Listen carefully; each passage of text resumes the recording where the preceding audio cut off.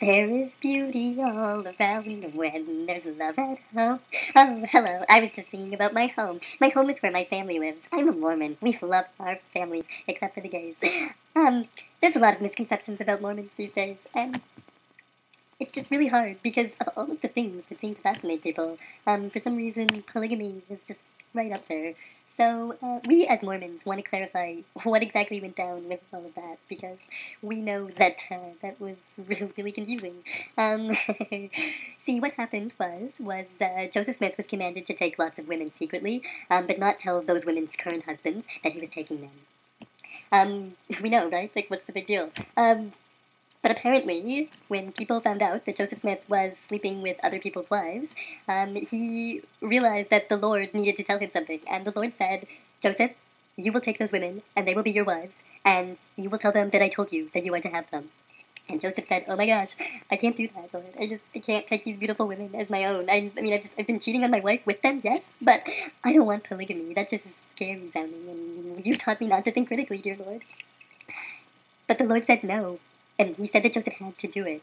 And so Joseph told the mob that the Lord had commanded him to take these wives in secret because the world wasn't ready for it yet.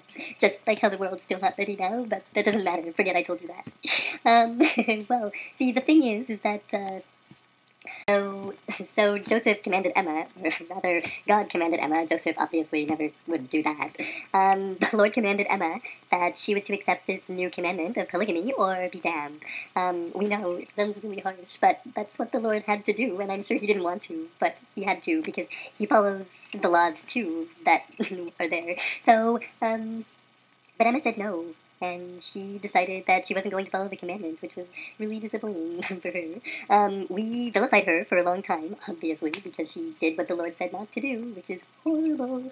But we obviously don't do that anymore. That would be really stupid from a PR perspective. And we have a very good PR machine.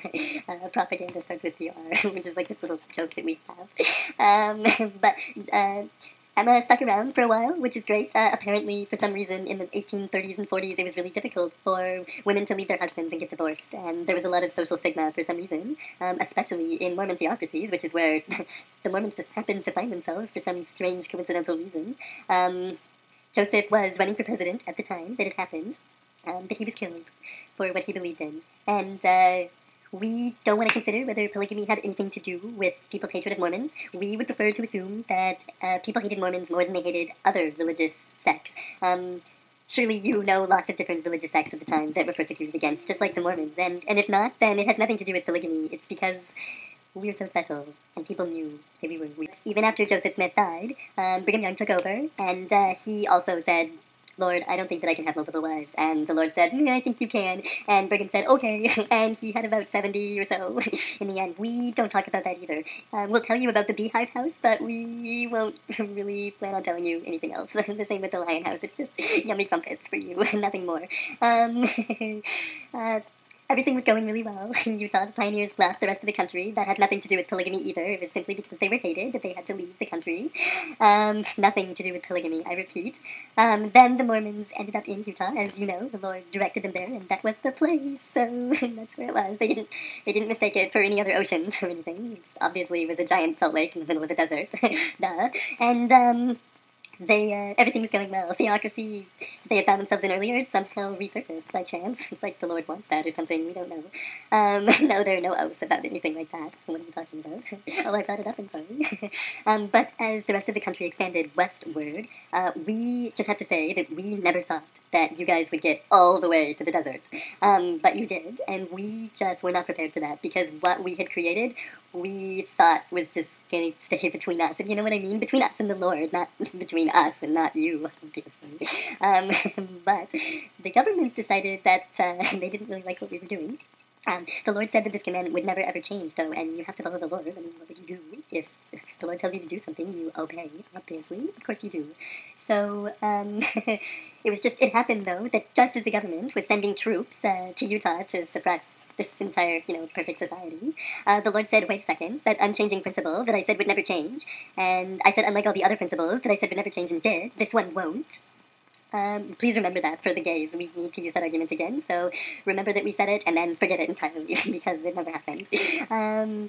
But the Lord said, we guess it's time to get rid of polygamy for now, or for we don't know how long. Our PR department, the LDS Church, well, how about this? For you, polygamy's over forever. It's gone. It was just this one-time thing. We've acknowledged it, but we're not going to concretely say one thing or the other, because that way, for you, we can tell you or suggest to you, because we don't like to say things directly. It's hard to maintain absolute control that way.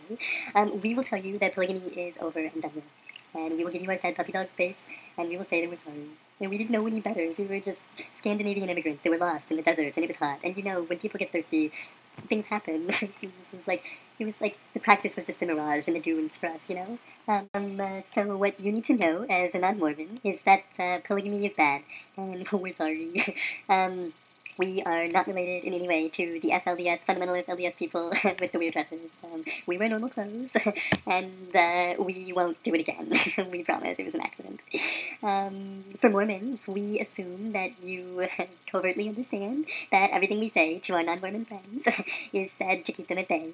We will not make a concrete statement on the issue or ever acknowledge that it was wrong, because we would prefer to continue to play both sides of the fence in this issue. In fact, we would prefer to never talk about it again. So if we could just move on, that would be great. Mormons, this is not like the current issues that we're dealing with homosexuals. I know we don't like to talk about them, but they're everywhere. We know that we said the polygamy thing wouldn't change, and we know we said that it wouldn't change, and that we might say that it would, but that it wouldn't, and then it did. But this time, it's really different. It's different. It's also not like the black people in the priesthood. Blacks had the priesthood for quite a while, and when they didn't, it was just a test that God needed them to do. Obviously, we would never sponsor the test if the Lord didn't tell us to. I don't even appreciate the implications made there. But the homosexual thing will not change. But polygamy is over, so we are a lot more normal. Yay! Hooray!